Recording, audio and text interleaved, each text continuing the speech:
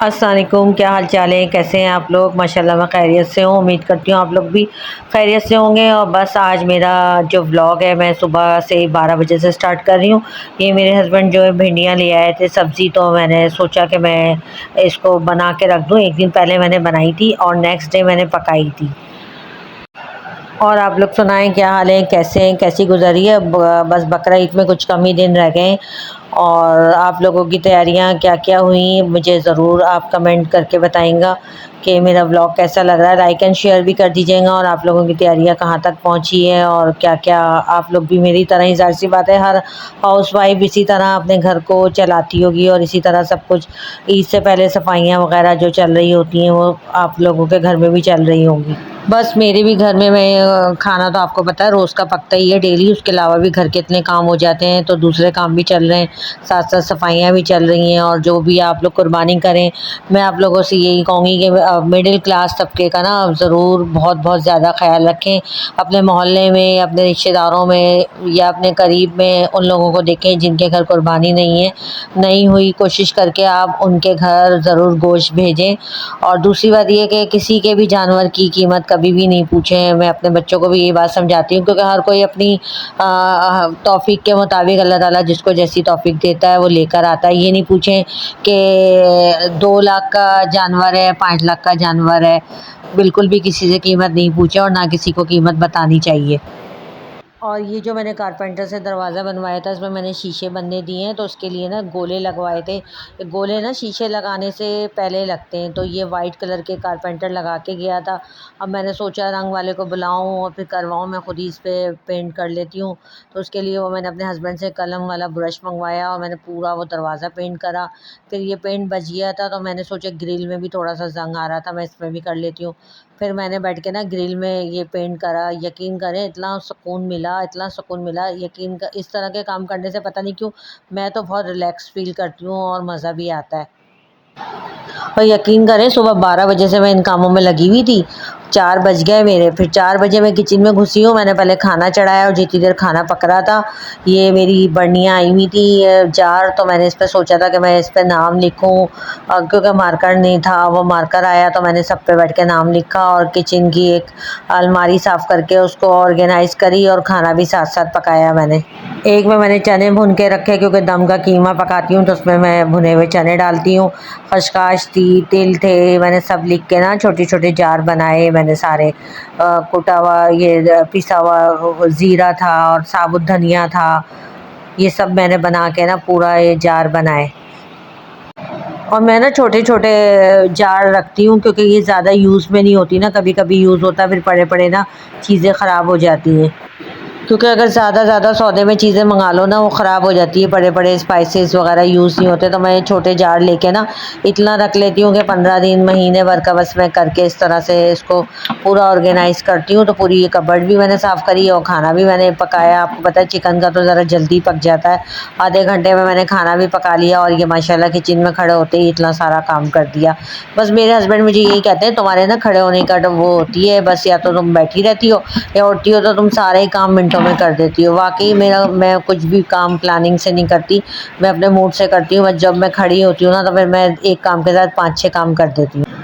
काफ़ी टाइम से सोच रही थी कि ड्रेसिंग टेबल में भी देखूं कौन सा एक्स्ट्रा सामान है जो परफ्यूम वगैरह यूज़ के नहीं होते।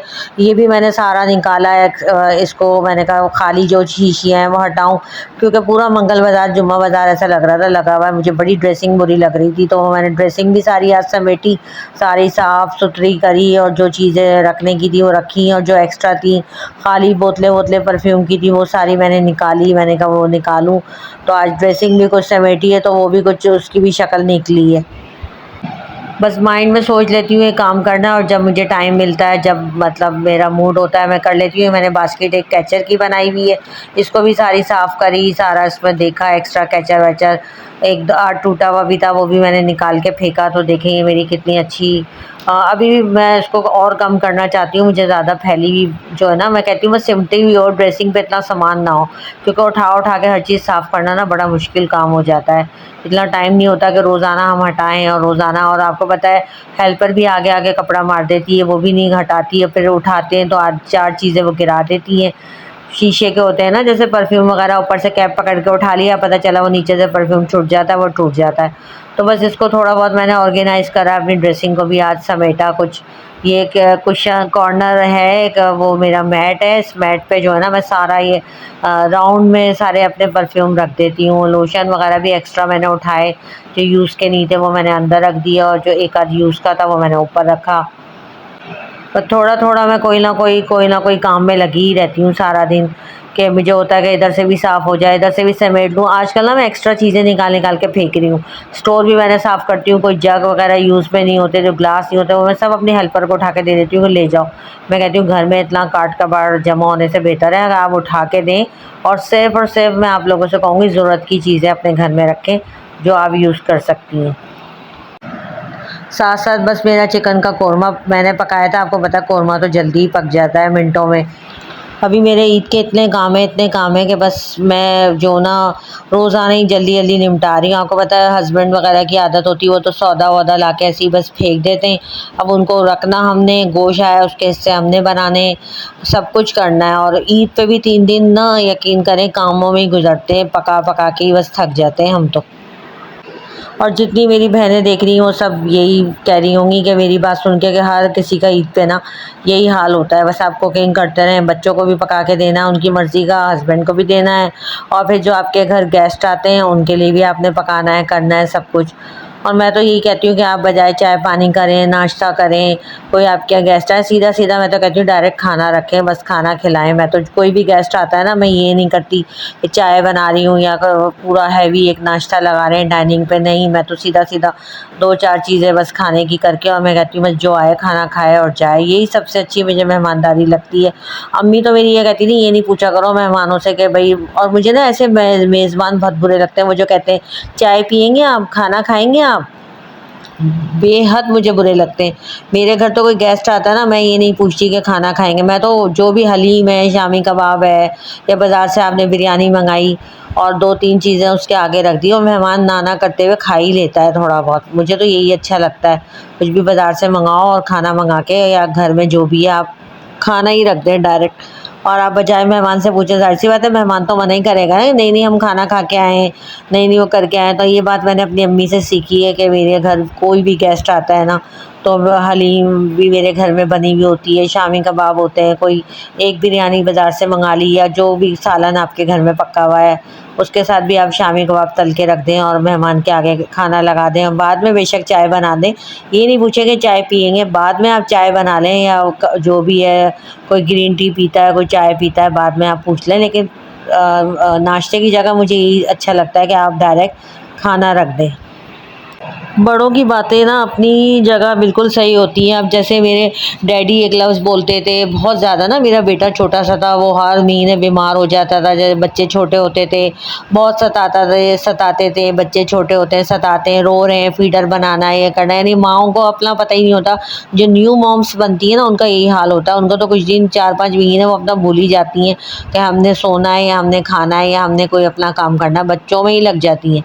तो वो मेरे डैडी एक वो जुमला बोला करते थे कि सारा जोपन गाला तो एक लाला पाला, सारा जोपन गाला तो एक लाला पाला, यानी कि इसका मतलब ये, सारा जोपन यानी पूरी जवानी माँ जो है ना, अब माँ बाप दोनों अपने बच्चों को दे देते हैं तो एक लाला पलता है, यानी एक बच्चा पलता है। तो ये बात उनकी 101% सही। और क्योंकि बच्चे मेरे साथ आते थे, बीमार होते थे ना, तो मेरे डैडी हंस हंस के मुझे यही वर्ड बोलते थे, यही सेंटेंस के सारा जो पन गाला तो एक लाला पाला। तो और ये मेरे दादा मिसाल देते थे, और ये मेरे दादा वाली मिसाल जो है मेरे डैडी देते थे, मेरे अब्बू हमें बताते थे, और यही मिसाल अब मैं आगे देती हूँ। वाकई जब एक बच्चा पालते हैं ना, जब माँ बाप बनते हैं, तो पता लग जाता है कि भाई बच्चों को पालना कितना मुश्किल काम है। सर्दी से बचाना, गर्मी से बचाना, छोटे बच्चे तो ये भी होते हैं ना, कुछ बताते ही नहीं, एकदम रोना शुरू कर देते हैं। जो न्यू पेरेंट्स होते हैं, न्यू मॉम्स हैं और बनती हैं, तो उन लोगों के लिए कितना डिफ़िकल्ट होता है। तो बस ये जो बातें होती हैं ना, ये 100% सही होती हैं बड़ों की, क्योंकि माँ बाप जो है ना 100% अपनी जवानी समझे अपनी औलाद को देते हैं, तो बच्चों को जवान करते हैं, और वो माँ बाप खुद बुढ़ापे की तरफ चले जाते हैं। बस यही दुनिया का दस्तूर है, शुरू से यही होता आ रहा है। और मैंने ना अपने डैडी को एक मिसाल ये भी बहुत सुना था कि वो ये मिसाल भी देते थे, जैसे कोई बात होती थी ना, वो कहते थे रुपए में 16 आना ठीक है। तो मुझे तो अब पता चला कि रुपए में ना 16 आने होते हैं तो 1 रुपए बनता है। और मतलब हमारे दौर में 8 आने तो मैंने देखे थे, 8 आने, 4 आने, 12 आने, लेकिन ये आने वाला सिस्टम जो था ना वो मेरे दौर का नहीं था। आप लोग भी जो पुराने दौर के होंगे, जो आज 40s की एज के होंगे, तो उनको पता होगा 8 आने, 4 आने, 12 आने। तो ये भी बात, तो कोई एग्जाम्पल देते थे ना, वो यही बोलते थे कि रुपए में 16 आने, ये बात बिल्कुल ठीक है। तो बड़ों का तो यही होता है कि वो ऐसी मिसालें देते हैं जो आपके लिए अच्छी होती हैं। तो मेरे डैडी इसी तरह की मिसालें देते हैं, तो मैंने सोचा कि आज मैं आप लोगों से भी एग्जाम्पल्स शेयर करूं। और रियली वाकई उनकी बातें जो होती हैं ना, रुपए में 16 आने बिल्कुल ठीक होती है। इसी मिसाल के साथ मैं आज का व्लॉग ख़त्म करती हूँ। अपना बहुत ज़्यादा ख्याल रखिएगा। अल्लाह हाफिज़।